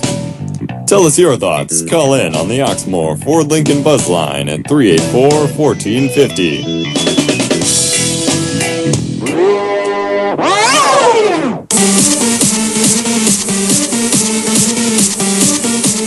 Welcome back to the Weekend Sports Buzz. Myself, Tyler Bloyd, Rashawn Myers, Matt McCarthy getting us through the morning. We got Nick Coffey coming on next to Card Connect. Following up, I don't know if golf guys are on there, but they might be. Anyways, check us out on 1450 to sportsbuzz.com, KentuckySports.co. Great UK, U of L news on there, news throughout the whole state. John Hancock's getting it done. We had some high school football last night, Rashawn. Games got kicked off a little bit earlier. Some local scores. Obviously, we had Mayo going down the Kyle Bolin, Louisville commit, and his Lex Cat team 28-7. Trinity beat up Elder 45-21. A little locally, North Oldham 54 over E-Town 0. PRP, Manual, they had a game. If I'm correct, PRP pulled that out. I could be wrong. It could have been Manual. I get the tweets mixed up. But high school football, are you a big fan of high school football in the area, Rashawn? Well, I am a big fan of what high school football has become. Just the simple fact that, you've seen a lot more talent over the last several years. You have a lot of very, very good football players. I know Central played last night as well. I'm not sure who won that game, but if you can find that score for me. Central, the Yellow Jackets seem like they're really, really coming to play. They've knocked off a couple of 5A teams, I do believe. So, the Central Yellow Jackets and what those guys are doing over there has been none short of outstanding. So, yeah, football in the state of Kentucky has definitely made a big jump over the last several years. Of course, they always say that, the matchup, the Governor's Cup showdown between Louisville and Kentucky, and really putting that focus on football in the state has really helped. And I totally agree with that. Cal Bolin is one of the best quarterbacks in the country. This other young man, Barker, who is a 2014 quarterback, he's 2014. is one of the best quarterbacks in the country as well. You have another young man down at Lone Oak who is a freshman that's playing quarterback as well. When we were speaking with Montrell Jones this week, he was talking about that young man and the fact that he passed for 200, ran for another 150, and combined for, I believe, 17 touchdowns in his first 2 weeks, something ridiculous like that. So, I mean, the talent in the state is definitely jumping. I love keeping up with it. High school does get a little bit, I don't want to say it gets boring, but it gets predictable because Trinity is so good. It's James unfair. Quick, Jason Hatcher, Ryan White. You name your superstar, they play for the Shamrock. So definitely the outcomes for the state, everybody knows who's the best, but there is definitely a lot of talent around the state. Look at the University of Louisville. Brandon Dunn out of PRP. You have Roy Filine from out at Warren County. You have Alex Cupper, Trinity. You have a lot of local guys. You have Devontae Parker from Ballard. So, that's a reflection. Louisville is, your preseason favorite for the Big East champs, and you have a lot of kids from the state of Kentucky that are making big plays out there. So it's definitely something to keep an eye on. Yeah, I can't find the central score, but let's see here. Shelby County beat J-Town 41-29. Another local, one of the other powers around the state, Highlands 51 over Western. Iroquois beat Southern 16-8. You can get on KentuckySports.co and check out the full list of scores around the state. UK U of L, that was last week. U of L, Missouri State, 3:30 p.m. Rashawn, from the way it sounds of all the callers we've had so far, from what you've said, what Howie Lindsay said, we brought him on, it seems to be that you don't expect the high-scoring game, more of a game to get through the motions. Maybe try out something that you might not want to try in a next week against North Carolina. It seems to be the general prediction of it's just get it. Just show up. Get her done.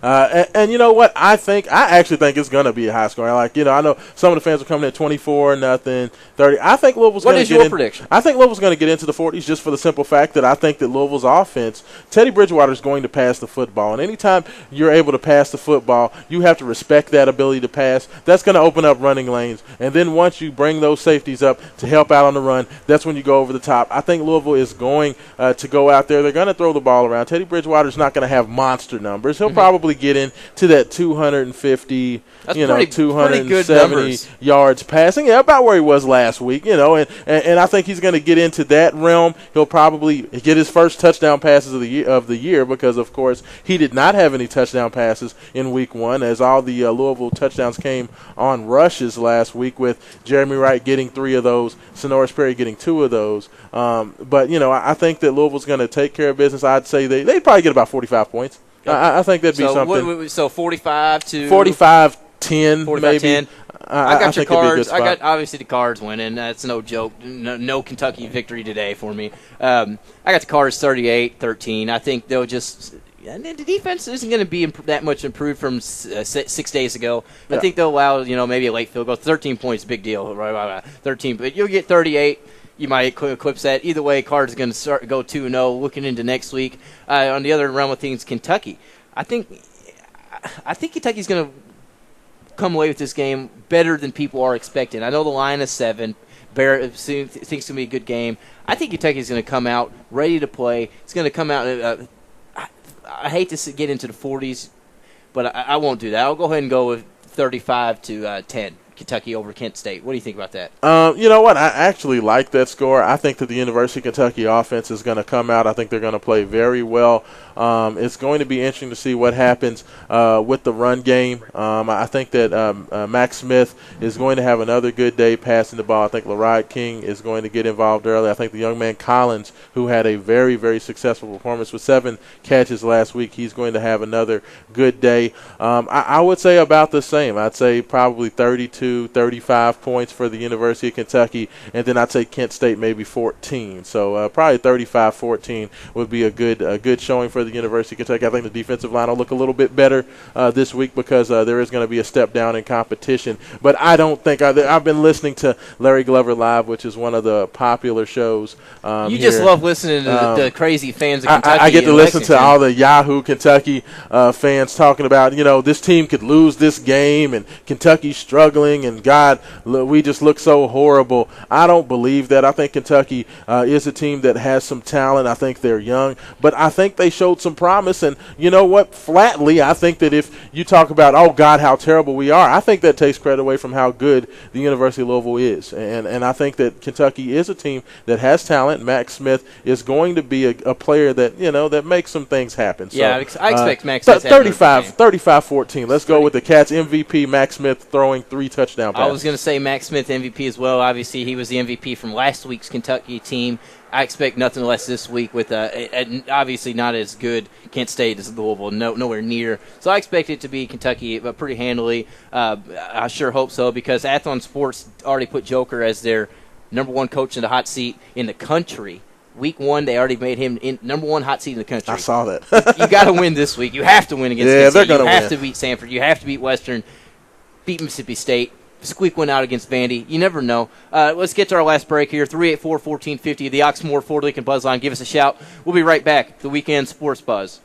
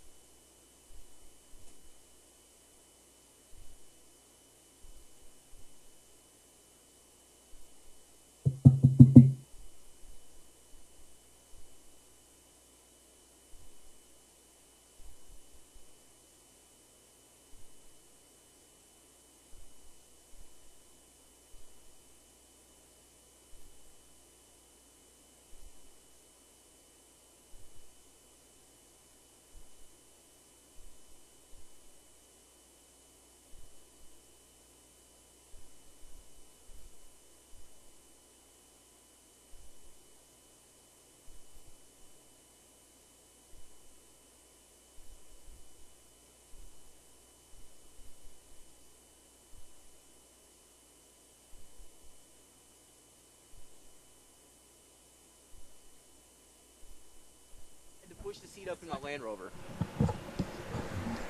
Is the Weekend Sports Buzz.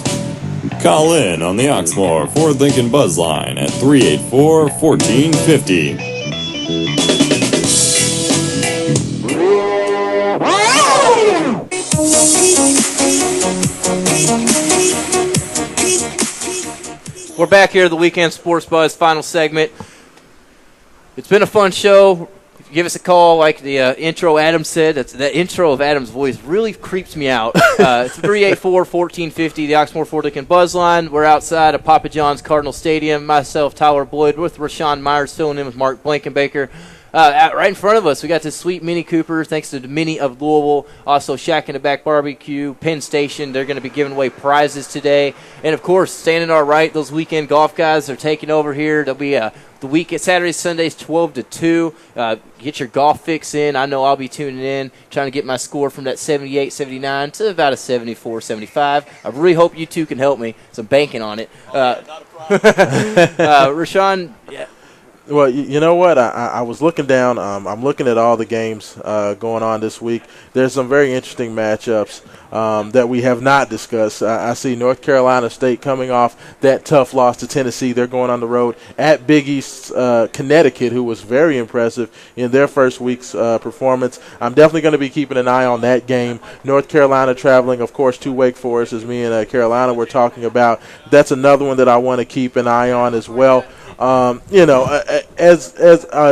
day in all, I think this is going to be a very interesting day of football matchups. I think that when you take a look at the Missouri, the Missouri-Georgia game, with Georgia going on the road to Missouri, of course, Georgia ranked in the top 10. That's going to be a very interesting matchup, as well as the Texas A&M Florida matchup. Those are probably going to be the other two, besides the Louisville, besides the Kentucky games. Those are probably my top two on the schedule. I'm going to go out and say it. I think that the Big 12 gets 2 victories today. I want to say Georgia and Florida lose on the road. That's when you're wrong. You know, both those teams will not lose today. Texas A&M scares me because I didn't get to see them last week. I'll give you Texas A&M. I'll give you them. Okay. I know. I think Missouri. They're just not. Missouri's good every 3-4 years, and they're down a year. I think this is that year. I might be wrong. Yep. That's just my opinion. Something I did want to get to you. I know it's totally off the realm of Kentucky football, Louisville football. Duke basketball's cheating. Duke basketball is at it again, those little SOBs. Leave it to the Kentucky fan to bring up something to smack Duke around. I do. I'm trying to. Just speak quickly, though. Seriously. Lance Stevenson took $100,000. Lance Thomas took $100,000, 30 of it up front for some rings, some jewelry. He didn't pay out. Now he's getting sued. It's all coming out over the last 48 hours. Will they get some repercussions? Let me tell you something about what's going to happen. Absolutely nothing. You know why? There's a guy named Corey Maggette. Okay, everybody knew that William Avery and Corey Maggette got some money. They got paid. Nothing happened to Duke. Rashawn, $100,000. Nothing will happen. I don't think there's going to be anything that happens with it. North Carolina got off scot-free. Welcome to the world of college basketball, where Duke and Carolina run the world. I totally agree. Nothing will come out of it. I wanted to say the same thing, but I don't have to because you beat me to it. I mean, we need another Mason sniper attack on one of these Duke or NCAA employees. Exactly. Something's getting sketchy over there in the state of North Carolina. I don't like it. That was enough. That was the extent of the Duke You know why? talk. Because I just wanted to bring it up. At the mothership, at ESPN, everybody is a graduate of the ACC. So anything that happens, they just sweep it under the rug and basically there's nothing to see here. Just keep walking. Pay no attention. Yeah, it's like they love those two schools until Jimmy, whatever his name is, I always get Coach K's actor who looks like confused. Steve Carell. Oh yeah. Until Steve Carell and Daggum Roy is out of there, I don't see anything going on. I honestly don't see North Carolina ever getting in trouble. North Carolina's never going to get in trouble. It's their baby. I mean, are you serious? Dean Smith, there were some questions about when he was there, but, nothing's ever going to come out. And that's okay. That's okay. The University of Louisville, I'm going to relish their #1 ranking coming into the season. I'm not sure if you saw it. Athlon Sports, Peyton Siva was on the cover as their #1 team. I did. So, I'm pretty sure they also had another edition where Wiltshire and Zhang were on the cover as well. Wiltshire looked like he was half hammered. If Cal Wiltshire is on the front of any magazine, somebody needs to be shot. I'm sorry, but are you serious? Come on. Why? Kyle Wiltshire, Because really? he's just holding up his Really? ring. He's just holding up his ring. That's just gigantic. Yeah, the ring in which he had a very nice view of the bench. He had from like the what? bench. He had like 7-8 points in the national championship game. He may have done a little something, off- but you get off- come on, man, Kyle Wiltshire. Get off Kyle's back. You might as well have John Hood on the cover of a magazine. Hey, at least it's not Man Bear Pig Van Treek sitting out there. UK game tonight. We didn't talk much about it. Yeah. There's not much to talk about. Just quickly, I just honestly think the defense, as possible, they let the U of L offense would be confused last week by running the wrong way. But luckily this week, the Kent State players, they do run the wrong way. So I had the Cats winning. It's going to be not as close as people think. Yeah. Kentucky's going to come out. They're going to stop. They're going to put up the offense. Louisville, you're going into this game. I won't be there to this one. The fans, I'm hoping the fans get out here. It's starting to fill in around here. The tailgaters are moving in. The food's out there. If you want to call us, you got 5 minutes, 384-1450. Rashawn, Teddy Bridgewater, moving on through, not just today, the rest of the season. Does he have a chance to become a Heisman? I mean, is he going to – obviously he will be the top of the level quarterback. Right. But could he win that Heisman? Well, I'll tell you what, watching Teddy Bridgewater and watching what he did in the spring as well as in fall camp and then continuing it against the University of Kentucky, there's a young man that he reminds me of, a young man that used to play at Florida State named Charlie Ward. And he was a guy that ended up ultimately winning the Heisman. A lot of folks, if they don't remember Charlie as a young player, he is very, very similar the way he carries himself, the way he's unflappable, under pressure. He's always in control. And Teddy Bridgewater reminds me of Charlie Ward. He's very, very similar demeanor, mindset. Of course, he's a little bit taller. Charlie Ward, if he was 6'2" or 6'3", he would have been maybe one of the best NFL quarterbacks of his era. But this is a guy that ultimately did go to the NBA, playing point guard, of course, for the New York Knicks for several years. But that's who he reminds me of. I've continued to say it. I think that Teddy Bridgewater is going to be a Heisman finalist next season. I think this season puts his name out there, and I think Louisville is going to be a top 10 team next year. So to watch him, what he does this season, it's going to be exciting. I think he's going to be special. Now, call me crazy because I'm okay with that. Teddy Bridgewater and Max Smith, juniors and seniors, both being up at the top of that Heisman list. Even Max Smith. Let me recant what I just said. Max Smith will never win the Heisman. No. You know what I'm getting. Because Kentucky won't win enough games. Exactly. But I understand what you're saying. My only issue with Maxwell Smith is only way he gets there is if he can do something like a Houston where he's putting up ridiculous numbers. If he's 5,000 passing yards, he's getting 30, 40 touchdowns, something like that, I think he could make it. That doesn't necessarily take away from what Maxwell Smith is, which I think he's going to be a very effective quarterback. I don't know about Heisman finalists just because Kentucky's not going to get enough wins, and I don't think he'll be able to put up those types of numbers playing in the SEC unless Hal Mumme comes back. If Hal Mumme comes back, they go back to the air raid, then maybe. But other than that, I do think he's going to be a very good quarterback, and he will get some looks for some playing on Sundays. The Hal Mumme issue, on the obviously Joker hot seat issue, yes. If it gets down to Joker's, this is his last season. Jim Tressel. What about Jim Tressel? What about old Bobby Petrino? Call me crazy. I know Louisville fans are going to just absolutely hate him. But what if Kentucky goes after him? I'm not offended with it. He hasn't done nothing to the program anywhere he's been. Right. He's a scumbag, but he's a great coach. He's going to put up wins. Jim Tressel is Jim Tressel.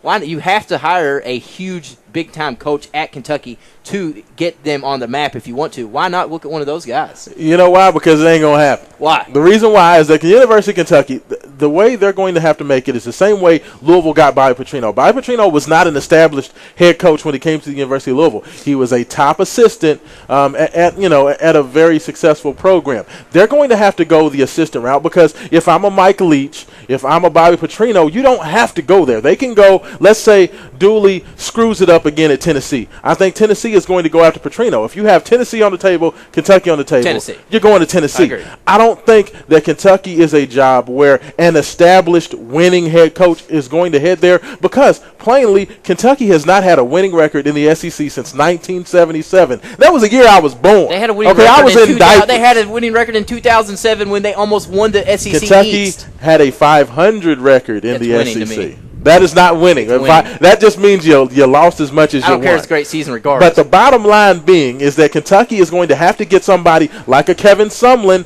When he came, he was an assistant at Texas Tech under Mike Leach. If you can get somebody like that, somebody who has an innovative offense, will be exciting, that's how they have to go with it. I know we're up against it at the end of the hour here. I'll tell you, I don't know his name off the top of my head. Virginia Tech's defensive coach. He's been there for 20-plus years. Okay. You need defense to win. I know defense does not sell tickets. I know it doesn't sell tickets, but you got to sell tickets somehow, and you got to win, Rashawn. winning sells. Yeah, winning does sell. But to me, I think UK has to go exciting offense, get somebody out there. But you know what? I'm not giving up on Joker Phillips yet. It's a long season, I'm not either. And I think Kentucky is going to surprise some people with how much better they play later on in the season. I think Louisville is just that darn good. I do too. And you know what? You got to give credit where credit's due. Rashawn, it's been a fun show. Appreciate you stepping in again for my man Mark. Yes, sir. I'm sure this won't be the last time you're out here. Coming up next, we got Nick Coffey joining you all from 12 to 1, getting you through your Louisville talk. It's going to be a boring show for Kentucky fans, so don't tune in. No, he does great stuff. Nick Coffey, Cardinal Connect. Last thing, we're up against it. Steven Strasburg has been shut down officially. It's over. Nationals, your shot at the World Series done. Sorry to all your all's players. It's been fun. Myself, Tyler Boyd, Rashawn Myers. Check him out, Mason Myers, Monday through Friday, 7 to 9 in the morning. This is the Weekend Sports Buzz. I'll see you tomorrow.